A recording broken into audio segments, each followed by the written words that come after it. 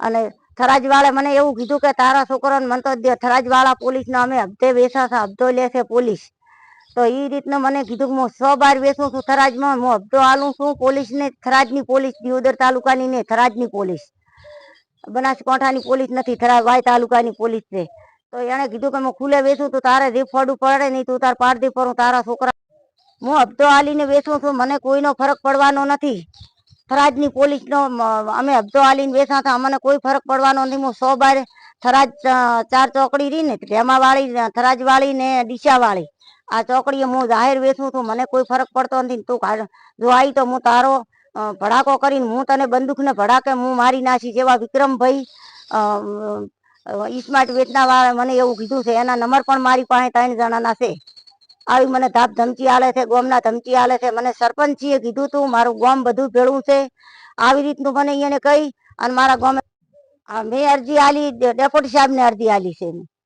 Deputy સાહેબને અરજી આલી છે, મેં ગાંધીનગર એક અરજી મેલી છે અને એક મેલી છે પાલનપુર, અક્ષય મકવાણાને મેલી છે. તો એને એવું કીધું કે અમે ગમે તે પોલીસ છે ને તો અમે કોઈથી બિયાતા નથી. એવી રીતનું એને મને ધાપ ધમકી હોમી આલે છે. હું એકલી રહું છું, મને કઈ ટાઈમે મારી નાખશે. આનું સરકારને વિનંતી કરીને મારા છોકરાને બચાવવાની હું કોશિશ કરું છું. મારી બાયડીને મારી નાખશે તો એને મારા છોકરાને રમેશભાઈ શૈલેષભાઈ વણકર, લખાભાઈ અર્જણભાઈ ઠાકોર સણાવના, ભલાભાઈ અરવિંદભાઈ કુવાતાના, ઓલા અમરતભાઈ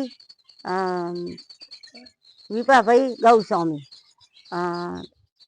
પખુભાઈ દલાભાઈ ઈવણકર અને ગગાભાઈ ધવલભાઈ વણકર.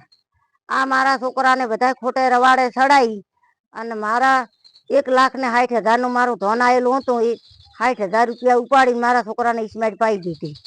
પછી એ થઈ રહ્યું એટલે મેં કીધું કે મારા છોકરાને તમે આ રવાડેથી મેલી ગયો.